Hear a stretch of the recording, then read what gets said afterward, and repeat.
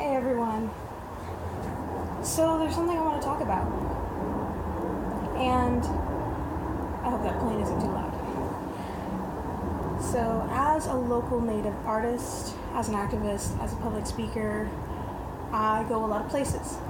And I get a chance to witness a lot of things. And just because it looks like I'm having fun and going to all these places, I am blessed to have those opportunities. But I am by no means financially stable or have the means to go on these adventures. It's usually bottom line, break even. I'm going off of love, prayers, and total amazing investment of those who love me. From my mother, who supports me with everything, to my partner, to my relatives, to my kin, to people who have witnessed my work. I am so gracious and thankful for all of the opportunities. Now, on social media, it looks like I'm everywhere doing everything and have all these opportunities and, oh, must be nice, right? Must be nice to go all these places and do all these things. It is nice, but it's work. And I do a lot of work. And a lot of people try to take advantage. They try and take advantage from me being an artist. They're like, oh, you can do this work and it'll help your resume. I've been doing this for years. So in that energy of things, of my sharing, I barely get by. And as a Native, as an individual of a community that is very, very distant from those true roots, because let's just say the colonization of California is very unique. From the waves and waves of genocide against indigenous peoples, indigenous nations of this territory, especially around federal recognition. There are so many expectations around federal recognition that California natives struggle with. And there are some areas where you need to have proof that your family and ancestry has always been who they proclaim they are. But there's one little mishap that happened. This guy named Krober came to the territory. He's not a California native. He doesn't know what they look like. He came to the territory and he's like, no such thing. Costanoan, there's no such thing as a full-blood Costanoan. There are no Costanoan natives.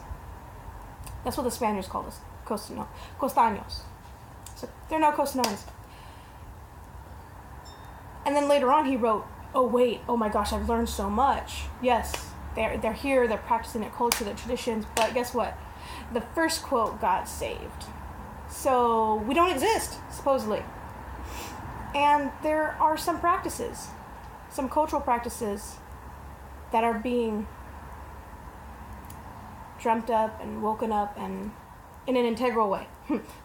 No, when I say dreamt up and dreaming, you gotta be native, you gotta be anthropological, you gotta be someone who is aligned with the spiritual to understand that. Ask me later, I'll try. I'm not one to explain these things. But I am an in-between. And I know that if someone carries medicine, if someone does something where they are requested of the community for their presence, they would have someone who's almost like a handler for artists, someone who talks all the nitty-gritty, like fees. What does it take to get that person there? What does it mean to offer them something? What does it mean to have that integral, we really need you, we really know your time, your energy, your efforts are worth something, because that person, that medicine being, healer, singer, that artist, that individual who holds culture, is not going to say, yes, my flat fee is this. Yeah, no. Run. Well, okay, not run. Some of us are still trying to figure out what that means. If you find someone who is providing a sweat lodge and they have a flat rate fee, $50 sweat lodge, come, run. That I could say run. With native peoples and ceremonial practitioners and healers and singers, they're never really going to answer you like, yes, it's going to cost this much for me to be there. And it's wrong. Someone wants me to open up a ceremony. Someone wants me to open up with ceremonial energy. I'm not going to say, all right, it costs this much. No. It's up to the person who's inviting me to know and to offer. I understand that they don't want to offend Native peoples. That's why we would have a handler. We would have someone. But let's think about it this way, bare minimum. Well, where are we traveling from? What's time worth? And someone who's hosting this event, sometimes they're on corporate time, corporate dime, and the Native person is expected to do the song and dance routine for free because, oh, it's so important that we have you here. It's so important that we honor and acknowledge these spaces and places. But are you honoring and acknowledging those culture bearers? Are you honoring and acknowledging the people who hold that integrity, who walk the walk, or try to walk the walk?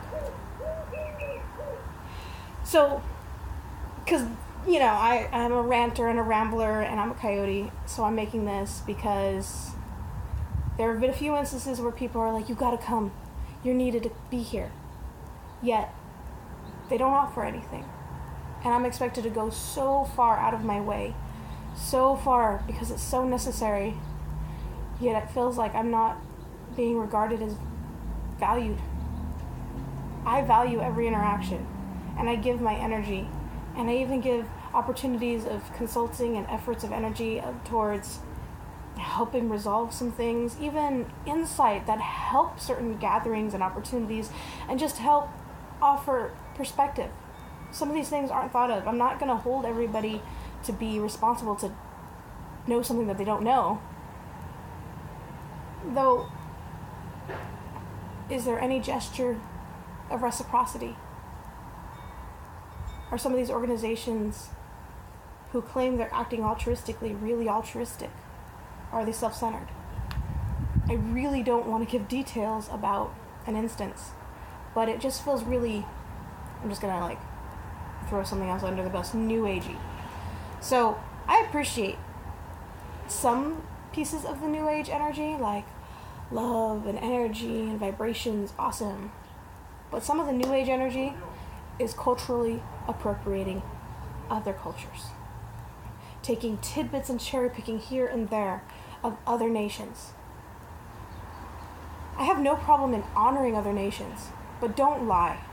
Don't lie about, I'm honoring them to do this, I'm going to be smudging in the Native American way. Did you know indigenous peoples of many other nations have their own herbs and have their own cleansing ceremonies? And it's okay to align with your own indigenous roots? Because all of us come from the earth. And when it comes to honoring and acknowledging our indigenous roots, anyone from any nation has those. Some of us have been colonized for a long time, some just recently.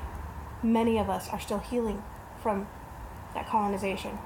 And yes, colonization did bring some awesome things. It brought nations together. But there's this thing that I call this privileged colonial entitlement of today's colonial settler mindset that is negligent. It's absent-minded of the sacred.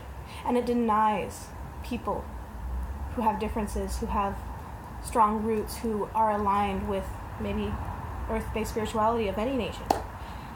And the colonial mindset is entitled saying, I know better. I'm coming in here and I'm going to offer a resolution. I know what's up. I see other beings here, but they're subhuman, which validates doing atrocious things. Like the missions! Yes, many natives did visit the missions willingly. And many were enslaved. Many were raped.